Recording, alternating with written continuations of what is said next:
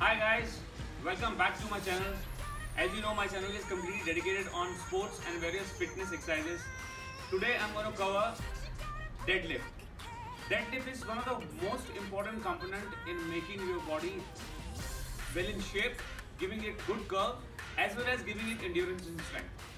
There are various types of deadlifts and each deadlift has a particular effect and affects a particular muscle.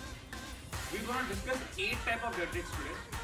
With the help of an athlete, we're going to see as to how each deadlift is performed. Various items which we require to carry out several types of deadlift is we require a normal bar with certain weights as per our requirements. For our one of the deadlifts, we'll require a hex bar. Since we don't have a hex bar, we will try and perform it with the help of a curl bar. Also, again, along with the weights. We also require for one of our deadlifts, we have to increase the height of our athlete. So we can have anything, a board or a floor or something, or we can use it with the help of our weights. That will be performing it later. We'll show you in a later video.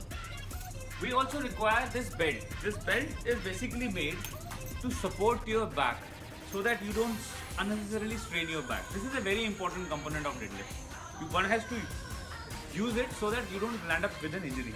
This is a very simple leather bar with certain cushion support, and you just put it like this, tighten it, and put it at the correct spot where you require the support, so that when now you lift, this belt is providing you a cushion support. In sumo deadlift, our athlete stands with the feet far apart, almost equal to twice the width of the shoulders. When the athlete goes down to pick up the weights, the back is maintained as straight as possible. Looking up, the weights are picked up with the hands as much apart as the width of the shoulders. Now let's see how the weights are picked up. This is the way athlete goes up. Looking straight up, the athlete goes down, keeping the back as much straight as possible. The benefits of the sumo deadlift is basically hips and quadriceps. It's helped them toning and strengthening them.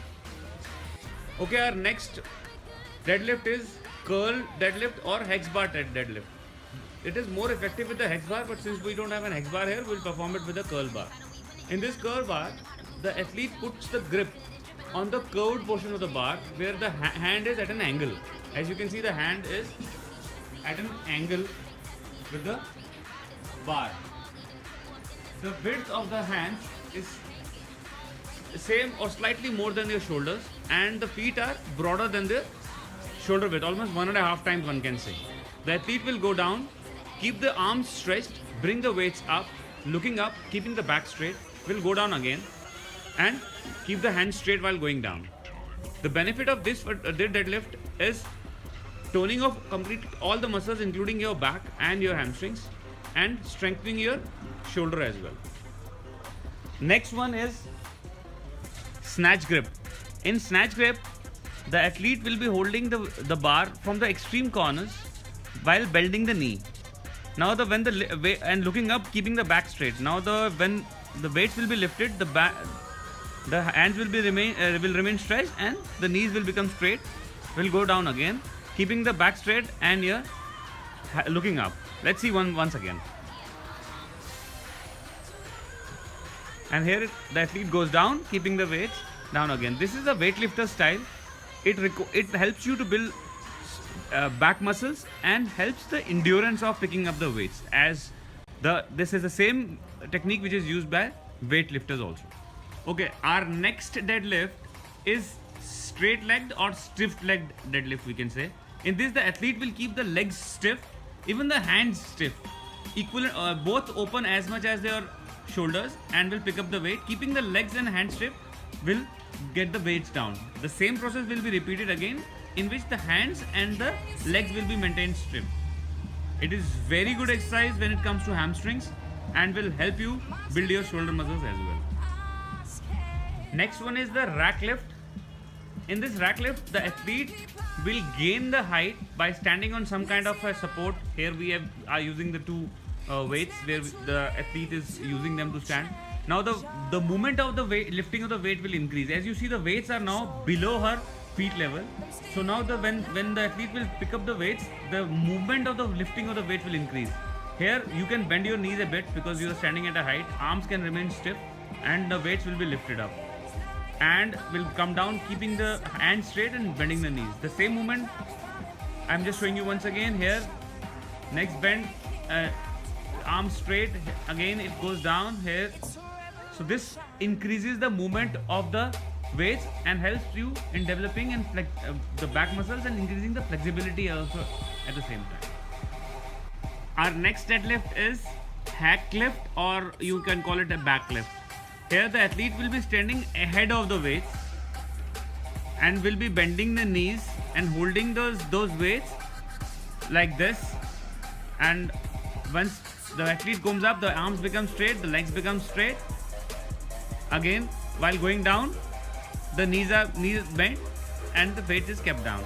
Here, as you see, there are a lot of weight which is going on the knees, so it's a little dangerous and has to be done very carefully when it comes to the knees.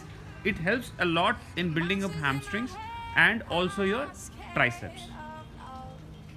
Okay, our next deadlift is the conventional deadlift. It is the deadlift which is done in all the gymnasiums, and all athletes generally do it. It is a very flexible system of deadlift in which you can lift the weight as you are comfortable. You can keep your legs stiff, you can bend your knees, you can bend your arms. Preferably not, if you are not do it, it's better. But if you want, you can bend your arms. And you pick up the weight in keeping your feet as broad as your shoulders, little more than that maybe. Hands also similar. Here the athlete comes up, picks up the weights, and while going down again bend the knees and keep the weight down, keeping the posture correct. Now let's see once again. It should be performed as slow as possible, because the benefit will be given only if you're doing it slowly, and especially holding at certain moments. So this is the way your conventional deadlift is performed. You can increase your weight to your body weight in 6 weeks time if you start doing it now. And now we are coming on to our last deadlift, which you can call it as the between the legs deadlift. In this deadlift, the athlete will be standing with 1 foot on each side of the bar at an angle, and the weights will be lifted in such a way that one is the upper grip, one is the under grip for the rod. The weights are lifted. You can bend your knees a bit if you want and keep the weights down, keeping the back up and standing once again. Once you do it by changing the sides also, one set probably from each side, that will also help you in toning up the obliques. Here the athlete starts again, keeping the feet in a diagonal and keeping the weights balanced between the legs, thus benefiting the hamstrings, arms, and toning the obliques. All the deadlifts, all 8 of them, can also be performed on several machines which are available in the market, in which there are already set weights with the wire cables which are running around, and the bars are provided which is suspended through those cables. So I hope you people have understood all these 8 of them, and you will be performing them under certain guidance. And in case you require to have any more questions, you can always shoot down on the comments below. Thank you.